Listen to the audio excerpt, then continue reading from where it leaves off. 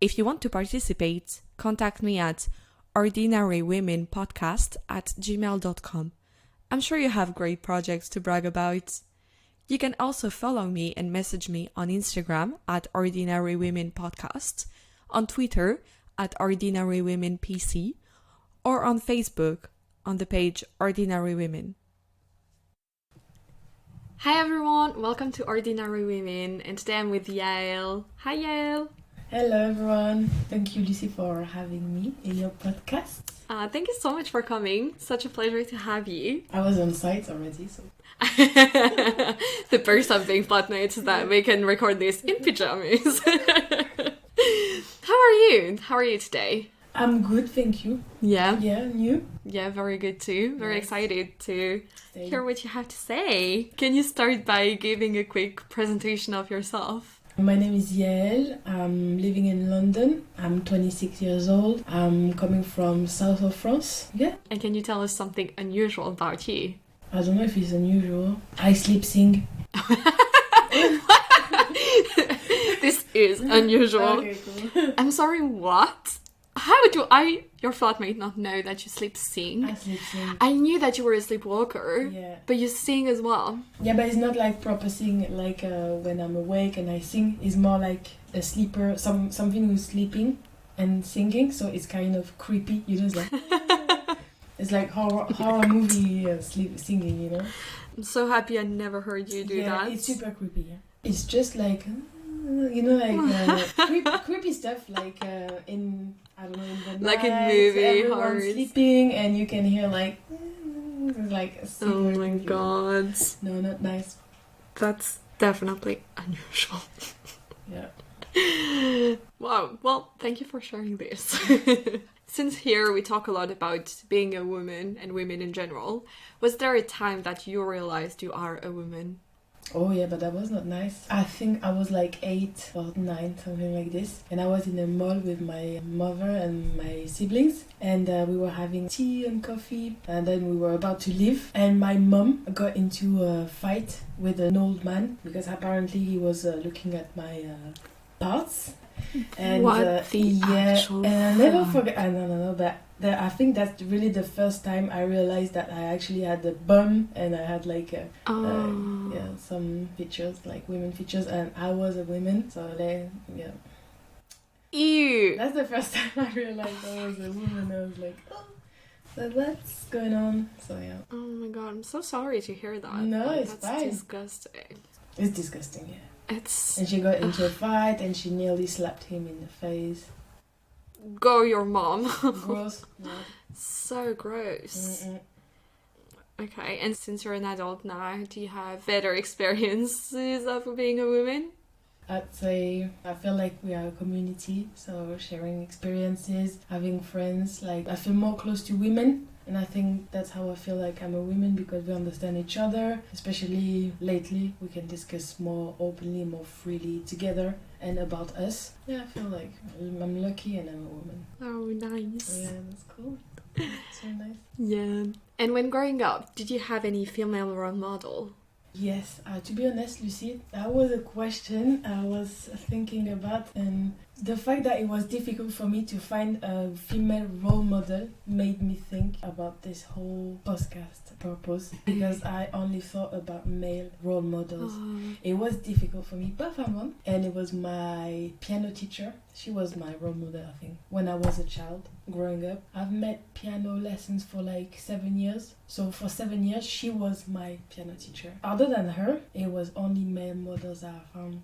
I was like, what? I can't find a woman role model now. Let's fake this. Bad teacher. Nice. Yeah. And what do you think she taught you? First of all, piano. Yeah. And For a piano teacher, that's great. yeah, and she was super like, I don't know, it was just making me feel so calm and relieved to spend time with her. She taught me about how to speak slowly and explain calmly what you think, focusing, because learning piano is super hard and I was super young, so yeah, I had to stay motivated and she kept me motivated. She was super calm, super kindness definitely, and I remember she was smelling so good. Lots of things. Yeah. That's so nice. Christine, big up Christine. Yeah. Thank you for being an inspiration, Christine. And who would you say today are your female role models? I would say my sisters, Deborah and Sari. One is 29 and the other one is 19. We are three sisters and we're just so different. So I feel like we complete each other in the way that I think we all three learn from each other and have stuff to like share with each other all the time, every day, every hour. So my blood sisters and my heart sisters. So my best friends, really. I tend to find inspiration in any woman that I meet, really. There's always something that you're gonna think, okay, so this is something that I really appreciate, I really like, and I want to learn from this. So there's always something to pick up from any woman that you meet, really. Yeah, definitely agree with that. It's always very interesting whenever you're meeting someone to just learn from whatever you can from them. Mm-hmm. Yeah, and we always have to learn from literally anyone. Yeah, never stop learning. And what do you think, so you mentioned in particular your sisters and your best friends, what do you think they teach you?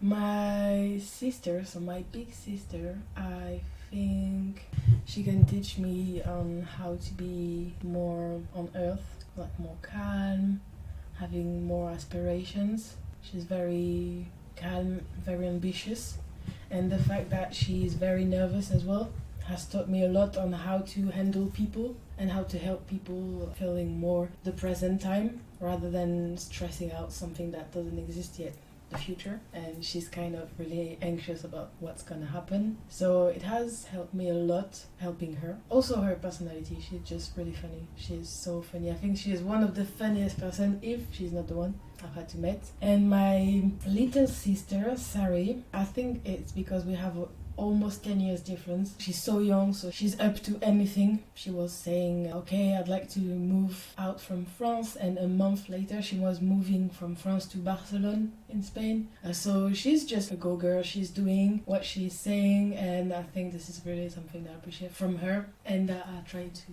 get inspiration. Yeah, she's a doer. Ah, that's so cool. Yeah, she's so cool. She's really funny as well. Nice. So many different inspirations. That's so great. Yeah. And would you say, well, especially since you say that you struggle quite a lot to find a female role model when you were a child, do you think it had an impact on you, the lack of representation of women in society?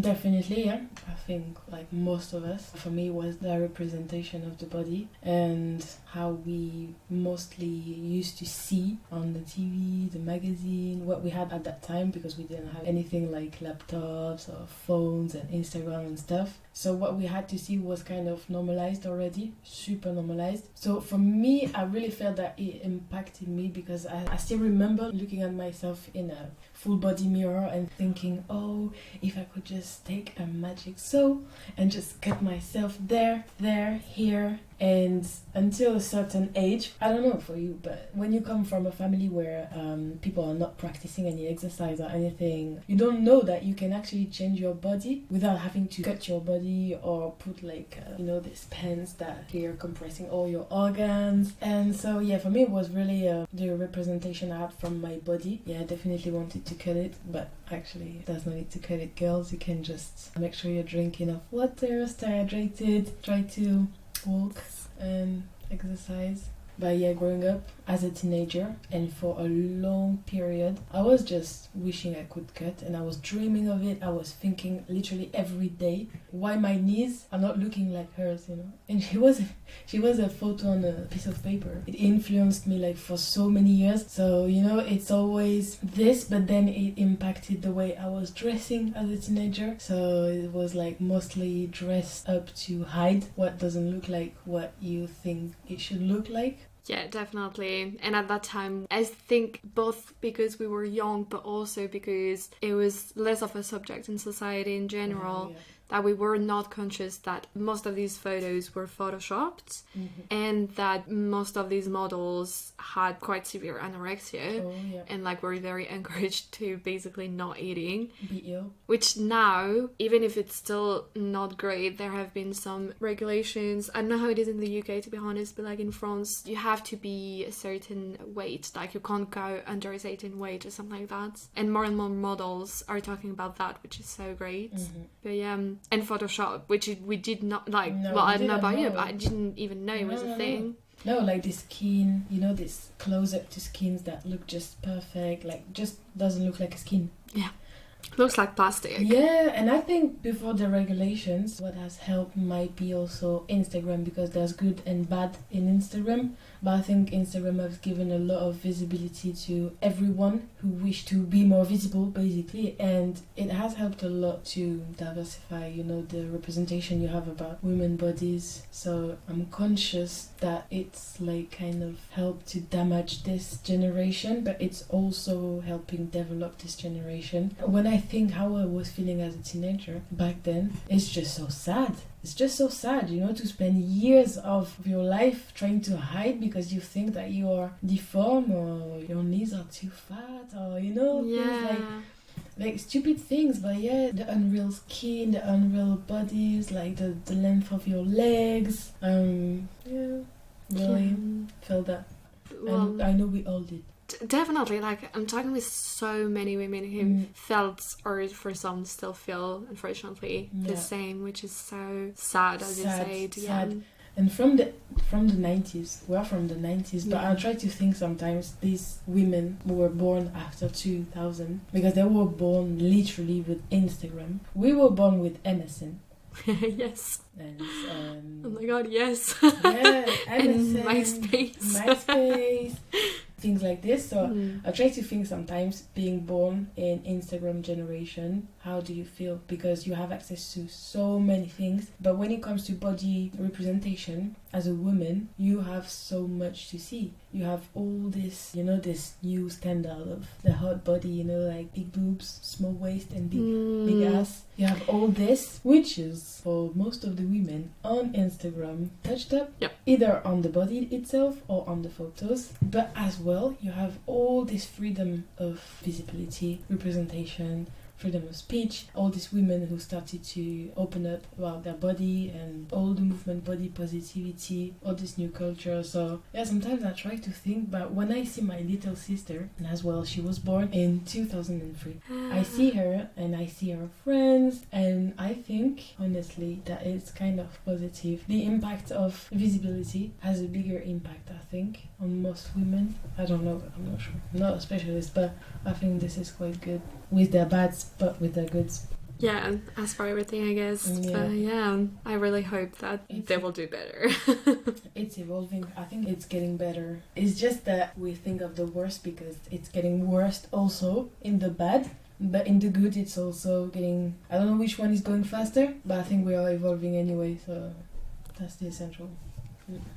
Yeah, and even, I don't know about you, but I feel that the difference between the generation of my grandma, generation of my mom and me, my grandma and my mom are definitely like so almost products, but yeah, broken by diet culture. Oh yeah. But I don't know if it's just like my bubble, my friends who are trying to deconstruct that, but I really feel that we're getting better at just being human, like being us. Yeah. Simply. Being alive and like changing the standards, because they're not really a standard actually. Yeah. So yeah, deconstructing. But yes, and I think we are the product of this as well. We're not going to be the same moms as our moms were with us. So I believe in us. Yes, nice. Well, we talked a lot about other people. Now you know what time it is. It's time to talk about you. Oh yeah? Okay. So what's the project you want to talk about today?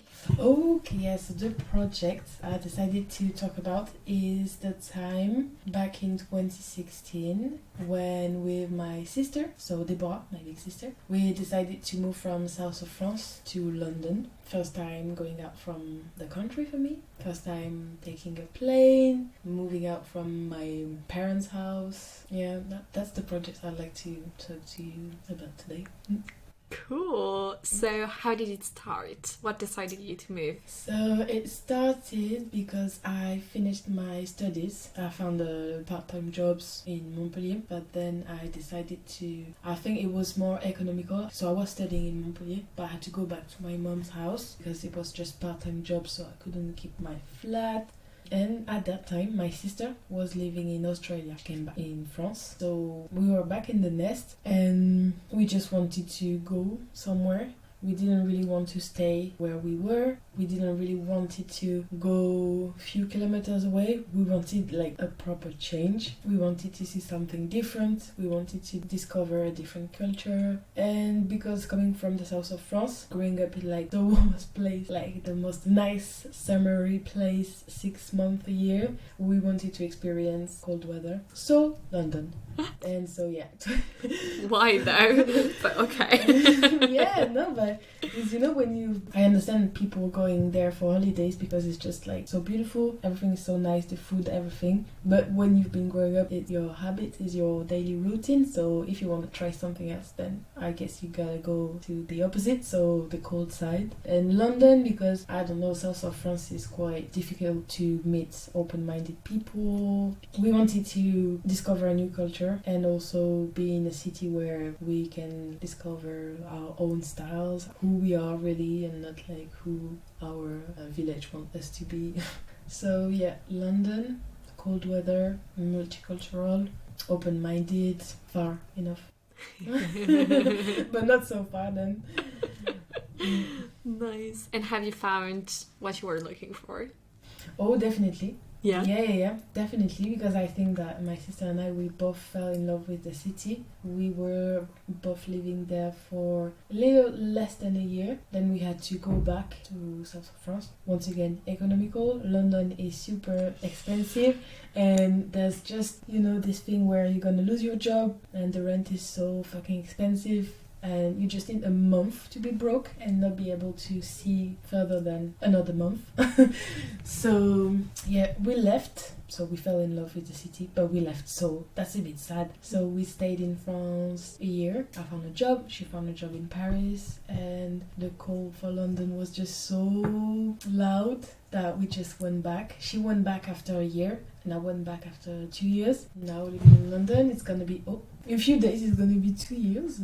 Oh wow! Yeah, that I moved back again to London, and Deborah is gonna be 4 years. We love London. Nice. Yeah.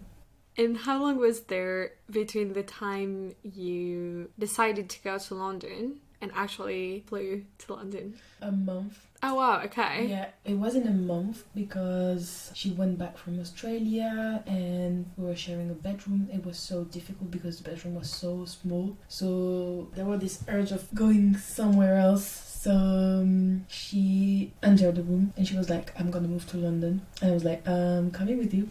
So it was at the end of August, and then 3rd of October we flew to London. I think we had about 30 kilos of luggage. Sick. It was definitely something, but yeah, a month, more or less. Nice. Do you think one of the reasons you wanted to get away was because of your sleep singing? No, because we kept on sleeping together for a little while after. Oh wow. Yeah. No. How did it go when you arrived in London? It was amazing. We first got fish and chips. Oh, nice. So it was kind of cool.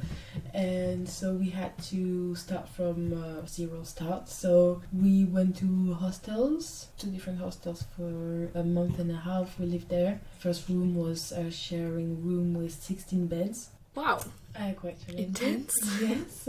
Second hostel was a room with 12 beds still. And then we went back. Last room was a room with 10 beds. Okay. Okay, and that was okay. That was new, so that was kind of interesting, challenging also. It was quite hard for sometimes. We really loved it because when we arrived, we took a bus. We came out of the bus near Hyde Park and we had to cross all of Hyde Park to go to the first hostel. So yeah, I mean, first arrival in the country, in this city, you have to cross Hyde Park. How do you don't want to fall in love with it? Hyde Park is just amazing. So, yeah, when I arrived, I first saw Whitechapel. It's not as exciting at Hyde Park, not gonna lie. But I'm still her, so... Yeah. No, but Hyde Park is very exciting. It's not that Whitechapel is anything less or... Yeah. It's just that Hyde Park is something different. It's such a big part of London. Yeah. It's such... famous and... Yeah, exactly. Yeah, love it. That's so cool. Yeah. Yeah. And so then what happened? So you were in a hostel. Did you know anyone when coming to London? No, we didn't know anyone. We were just both together, best partners. Mm-hmm. We took the first week to like do some tourist things. And we were sharing the room with, so first room, 16 people. And we had the opportunity to sleep next to 2 sisters as well, but they were like 30 years older than us. So it was literally us. They were much older than us, and they were like doing tourist stuff as well. And they bought this London bus tour ticket, the bus without a ceiling. Yes. So you can actually go on the roof and visit the whole city. And they bought this ticket, and when you buy one ticket for this tour, it's valid for 48 hours. They were staying in London for less than that. So they offered us the tickets. So nice. Oh yeah, so first week was definitely like seeing a bit around, doing this tour bus, discovering a bit the parts of London, because it is literally going everywhere in London. And then we wanted to find a job, so we started to print out CVs and we did some trials, stuff like that. Then we both find a full-time job, and yeah, that was started. Yeah. Nice. Yeah. And had you planned everything before coming? Like, had you planned about finding a job? How much had you planned? How much had you not planned? The plan was just no plan. Mm-hmm. So it's quite cool when Yeah. the plan is no plan, because it's plenty of plans actually. So I had €1,000 at that time. So back then it was something about £800. So that was the plan. Save money to go. And the plan was just learning English. Mm-hmm. Get to meet new people, try new food, new cultures. And because London is so multicultural, it's also a way, to see what the world looks like. And yeah, the plan was no plan. Cool. Yeah. That worked well. Oh yeah. Nice. And did anyone has an important impact on making this happen? On wanting to go to London, on wanting to stay, wanting to go back, etc.? Yeah, I think myself. Yeah? Really? Yeah. I was 22. Mm-hmm.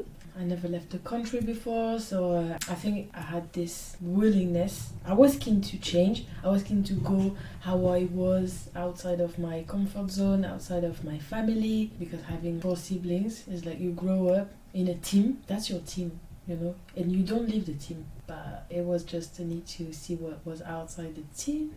Yeah, I think myself, huh? Yeah. Yeah, because it was so challenging. I felt so brave, I felt so empowered. I was like, I'm gonna discover the world, I'm gonna work, open a bank account in a foreign country, get my phone SIM card in another country, like rent a room, have my life, and see what happens. And if I didn't have this economical reason to go back to France, I would have been in London since 2016. I didn't want to go, but yeah. So what makes you proud of it? Well, I guess you kind of talked about that already, but yeah, what makes you very proud of yourself?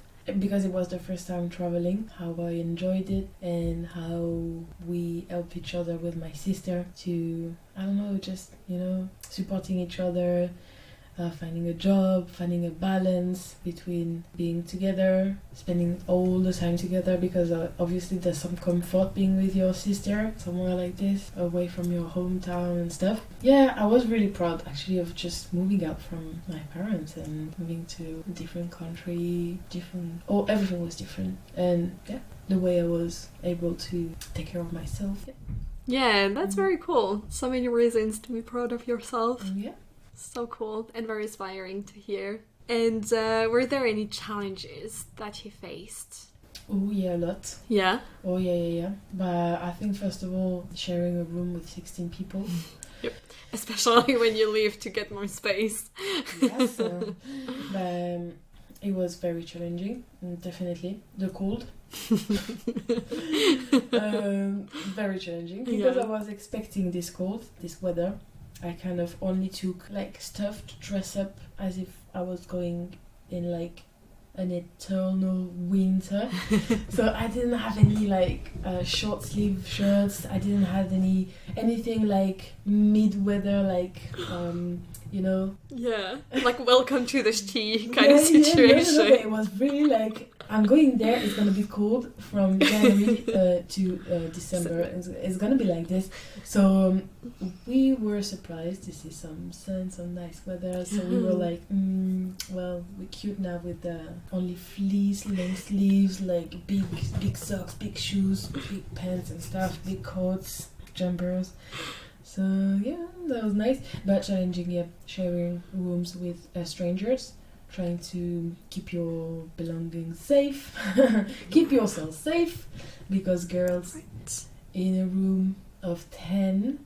So the last room we had, there was this guy who tried to climb in my bed one night. He was completely drunk. So this was the last room. So before we took a room for ourselves, we rented a room in Leighton. First room, when we arrived, I also had this experience where I was like casual evening in my room of 16 people, but still in my room. And people started to have sex, like lights on and stuff in a bed in the room. So it's like, well, that's cool. I love love and stuff, but I respect, like sex, like safe sex, intimacy, these things. No? Okay. So yeah, I freaked out.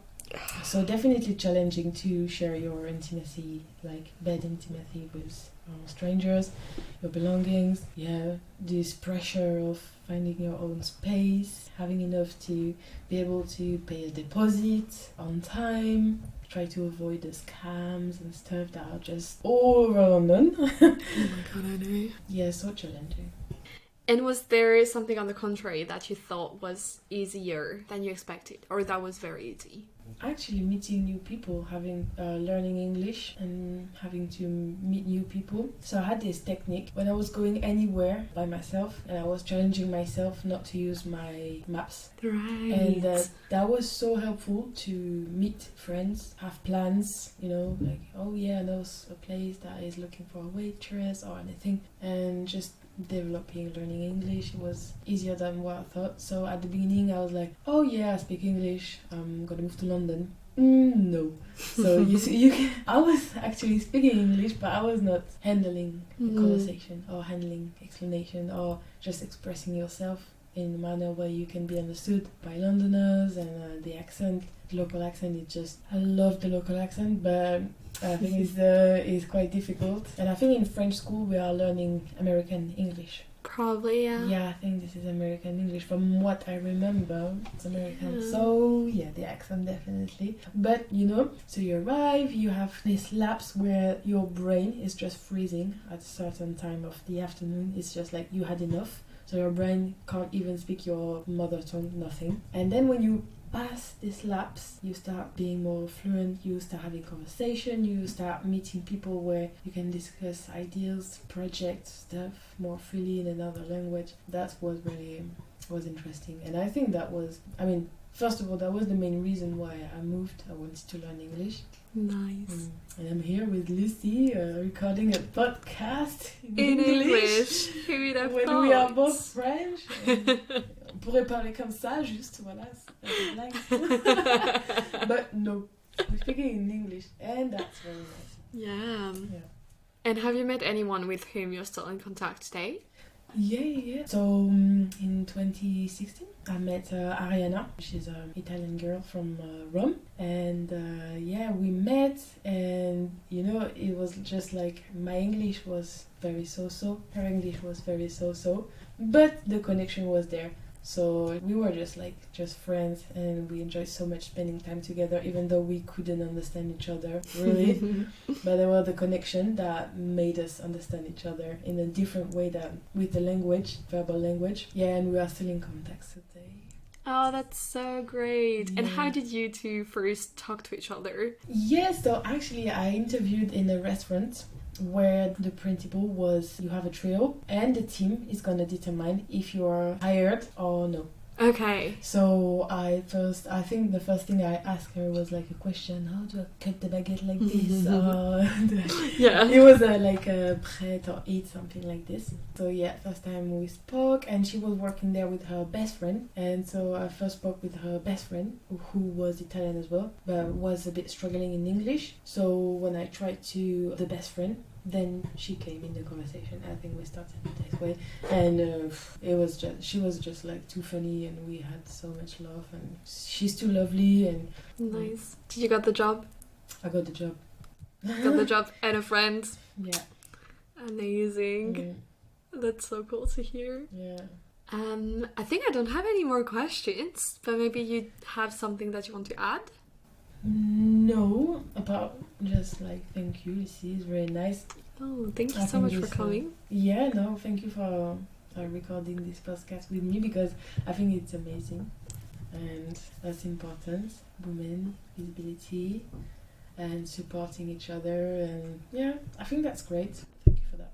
Oh, thank you so much for coming, and it was so interesting to hear you talking. Yeah, Really enjoyed it. So nice, so interesting. Yeah. As usual, the guests get the last word of the podcast, so the mic is yours.